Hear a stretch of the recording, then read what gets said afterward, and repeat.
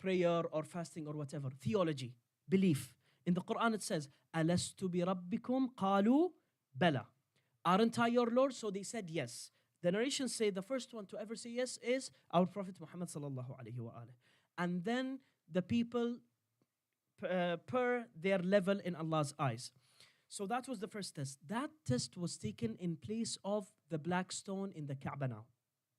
So before there was an earth, this was in the lights and shadows world, which is even before Alam Dhar. Even before that, many years before that. I have actually a lecture in that's called The Dawn of Creation. If you search Dawn of Creation, Mohammed Ashoor, you see it, speaking very thoroughly about these worlds. But in this very quick words, inshallah. So Allah took the vows next to this black stone. And this black stone was white then. And Allah has taken the vows, like whoever said yes, took the vows and the angels wrote them down, and he took them and put it in a mouth of one of the angels that has only one role. The role is to receive the answers from the people and then to say it in the day of judgment. So we will only see him twice. We saw him once more and we will see him at the end. So that is, so in different creations we are in different places. I'll tell you something. I congratulate you and everyone that is here and everyone that is hearing. We were all there in the wedding of Fatimah alayhi salam. Allah sent the lights of all those that love them and passed them by that place so that they would witness it. Another time is in the time of martyrdom of Hussein. We were all there. Until then, we were born. Anyways, I'm just, this just reminded me of that narration. I'm just going off track, of tangent. So, this place was the place of first test. And even in that place was the descension of Hawa, our mother. Adam descended in India, Pakistan, Sarandeep, in these places, one of these places, and then came back. And so, anyways, so this is a place chosen by Allah. That's just the first thing. The second thing is that the Muslims aren't the reason. It is because this place is very important in center point in the world and the world politics. Not only that, because Islam is a strong religion. Islam is the most, by far, practiced religions when it comes to its followers. Other religions, they don't follow.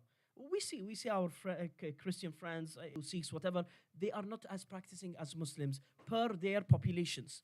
So it is a strong religion. It could be used for good, for bad.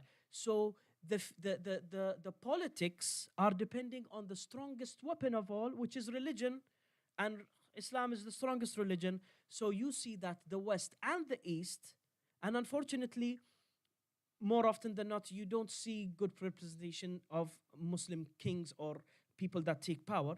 So essentially, all in all, everyone wants a piece of Islam to use it for his own interests. This is why the problems stem from the East. And all of the goods almost are also on the East. So that is a quick answer. I have a more thorough one. If we sit around later on or something, I could elaborate on that. And your second one, brother, sorry?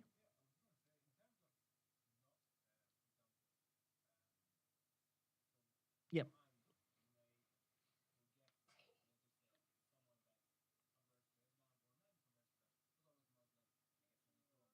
Yeah. Mm. Correct.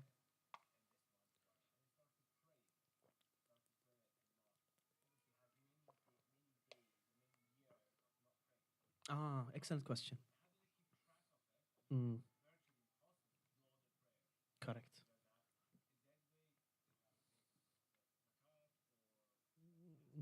I'd wish. Yeah.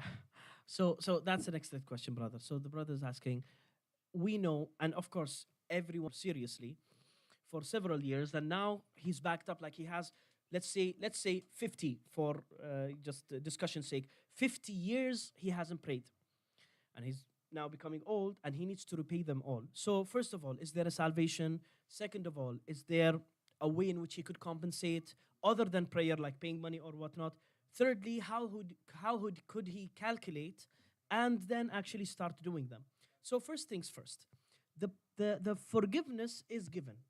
Because Allah said in the Quran, إن الله يغفر الذنوب جميعا, God will forgive all sins. يا عبادي الذين أسرفوا على أنفسهم لا تقنطوا من رحمة الله. O my slaves that have lavishly, lavishly spent upon themselves and lost themselves, God will forgive all sin, etc. So what what sin needs to be so that it would be forgiven is tawbah. Tawbah is repentance. Repentance has three steps. First of all, planning not to do it again. Secondly, doing istighfar. Astaghfirullah, that's enough, even once. Thirdly, if there is a right to people, he needs to return it. So if someone stole this bottle from me, he needs to return it or pay for it. If someone doesn't pray, he needs to repay it. Okay. But not fully. Because obviously, if a person, let's say he's terminal, let's say 70 years he didn't pray, and they told him 4 months' time you'll die, he can also be forgiven. What he needs to do is two steps. First of all, repaying them in a manner that is not difficult and extreme nor lenient. So, for example, each day he'll add 2 farida extra. For example, that is reasonable, very reasonable. If he could do more, he must do more. If he can do less because he's old, once maybe a day, he needs to do that. It's a must. So this is enough. The second thing, writing in the will that I have X amount of prayers, please pay to them after I go. So while he is doing as much as he can, he is already forgiven. If he dies, he won't be judged for prayer. It is as if he done everything. Even if his children go and take his inheritance and say, yay, money, and they don't actually pay. They don't actually pay for prayer. Because it's actually cheap. It's actually less than £100 for a full year or something in Iraq, in Maktab Sayyid Sistani, Agha Sistani. So it's easy, but some people don't do it. You're not judged because you've done your part. So Allah only wants us to walk in the path. He doesn't want us to get to the destination necessarily. This is the idea of prayer. As long as you're continuing, khalas, then all of this weight is lifted. So this is the first thing. Allah will forgive him. That's a promise from Allah. The second thing, incidentally, now I forgot. What was it? Oh, can you do something to pay off the prayer otherwise? Unfortunately, no. While the person is alive, he is not allowed to make someone go and pray on his behalf. That is another thing. The third thing and final thing is that how could he calculate them? So I'll give you a very quick one.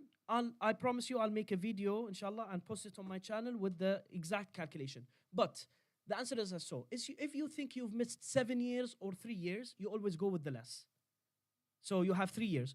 The rest is ahwat istihbaban, recommended as not obligated. And then you say, okay, 3 years. Maybe I prayed half of those. I used to pray, but not that much. But at least half of those, I think there's a fair chance that I could. 50-50 chance, it's a year and a half. Year and a half. Then you'd say, okay, year and a half, maybe it was a year and 2 months. Yeah, that is probable. There is 10% chance that I did actually pray those prayers. But then when you reach a year and 2 months, you say, no, it's impossible that it's any less. So you have to only pray a year or two. So that is the calculation.